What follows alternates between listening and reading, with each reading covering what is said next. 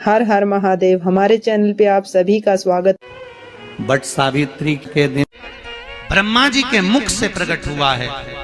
सौभाग्यवती नारियां अखंड सौभाग्य के लिए बट सावित्री का व्रत आप लोग करते होंगे, कई लोग अखंड सौभाग्य के लिए करेंगे, क्योंकि इस बट के पेड़ के नीचे भगवान विष्णु शंकर जी से विनती करे थे वर के लिए, इसलिए अखंड सौभाग्य का देने वाला जिसका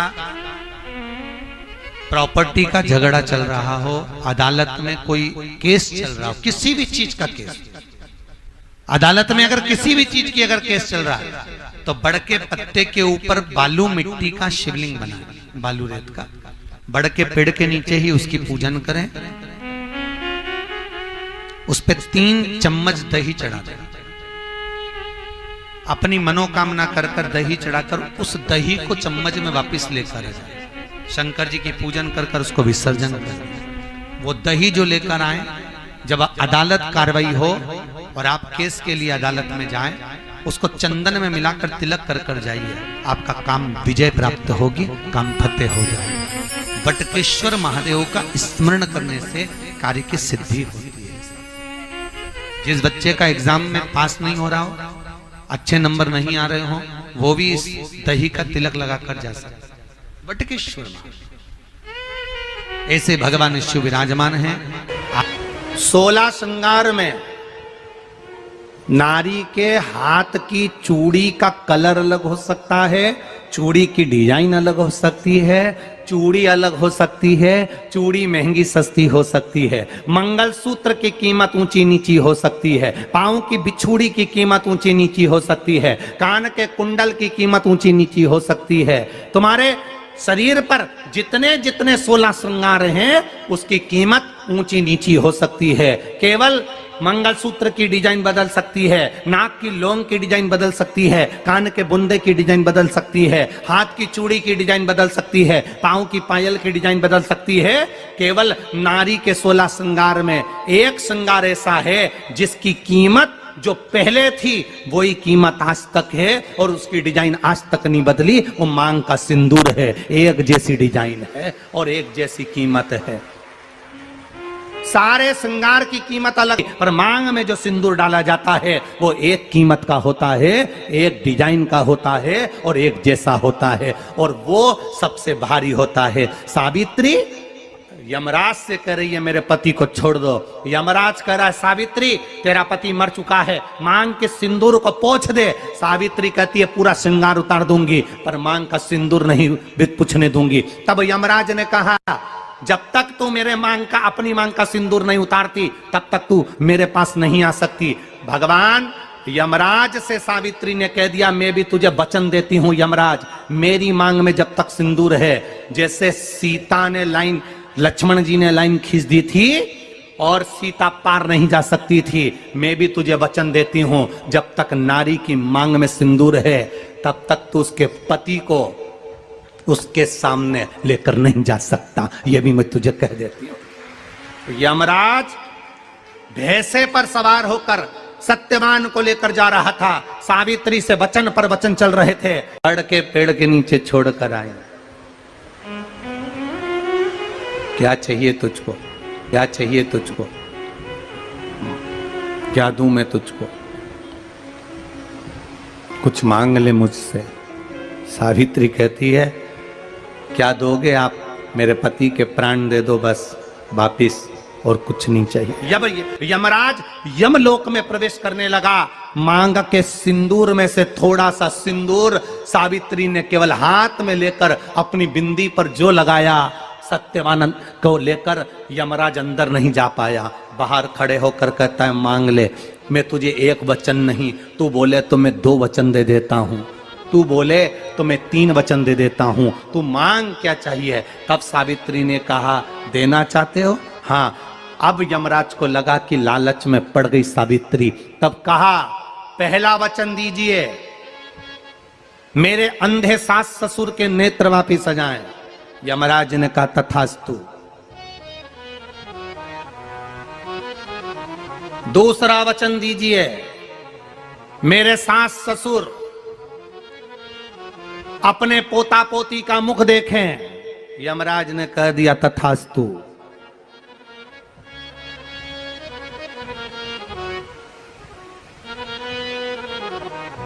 जाओ। यमराज जाने लगे, फिर आग जलने लगी। कहने लगे अब मैं अंदर क्यों नहीं जा पा रहा हूं? सावित्री कहती है तुमने वर दिया है, मेरे सास ससुर पोता पोती का मुख देखें, उनके बेटे को तुम ले जाओगे तो पोता पोती कहां से होगा? छोड़कर जाओ। सावित्री है, पति को वापिस लेकर आ गए। कर्जा मुक्ति के लिए सारे वृक्षों में अगर कोई श्रेष्ठ वृक्ष माना गया है तो वो बट का वृक्ष माना गया महाराज। इसलिए प्रशासनिक कार्य के लिए, मानसिक टेंशन में, परेशानियों में बटकेश्वर महादेव का स्मरण किया जाता है। और यदि निवेदन करूंगा, बहुत ज़्यादा यदि आपको कर्जा हो गया है, बहुत ज़्यादा कर्जा हो गया और वो कर्जा चूक ही नहीं रहा, तो थोड़े दिन बड़ के पेड़ के नीचे आप बटकेश्वर महादेव के लिए 1 लोटा पानी, उसमें थोड़ा सा पिसा हुआ चावल पीस के गला लेना, चावल को और पीस लेना, पीस के उस पानी में मिला लेना और मिलाकर उसमें थोड़ी सी हल्दी पिसी हुई डालकर बटकेश्वर महादेव के नाम से बड़ के पेड़ के नीचे अपनी कामना कर कर जो कर्जा हुआ है उस कर्जे का भान देते हुए, स्मरण देते हुए छोड़ दे।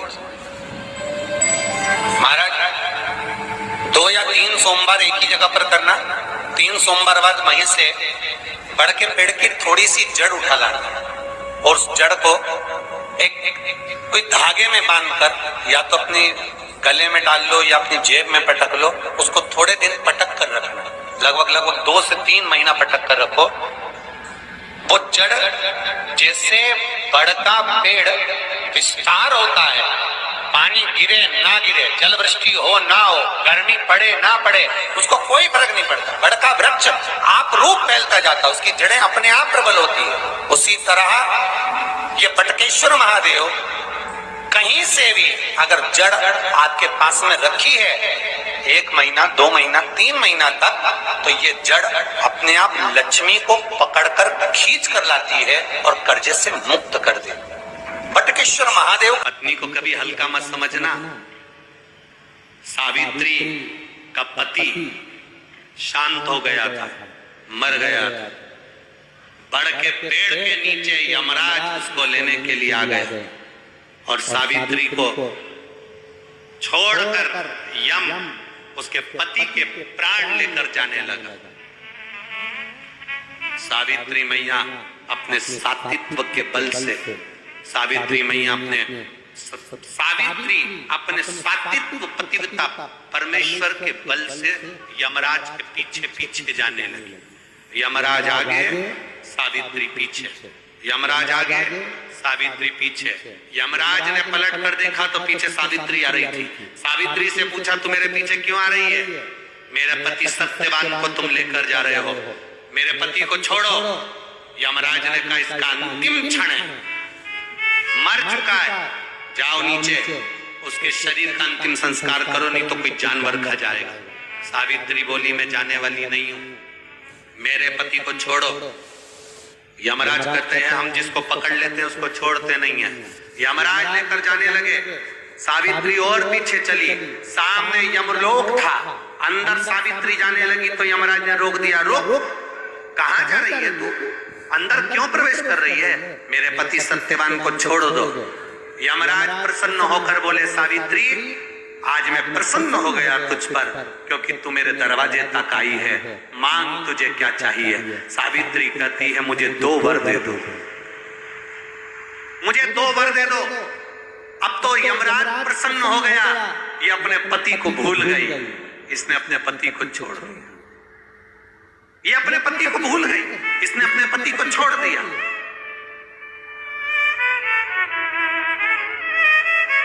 और इसने अपने पति को छोड़ दिया। अब ये कुछ मांगेगी, 2 वर मांगेगी तो मैं इसको 2 वर दे दूंगा। यमराज प्रसन्न हो गए, अपनी पति को छोड़ा इसने।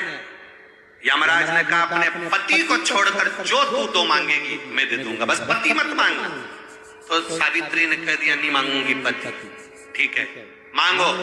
सावित्री ने कहा पहला वर दीजिए, मेरे सास ससुर की आंख में रोशनी नहीं है, उनकी आंखों से दिखता नहीं है, बस इतना सा वर दे दो, उनकी आंख की रोशनी आ जाए और वो अपनी गोद में अपने पोते को खिलाएं, बस ऐसा वर दे दीजिए। यमराज प्रसन्न हो गए, इसने पति नहीं मांगा, तथास्तु। अब यमराज ने कहा दूसरा वर मांगो।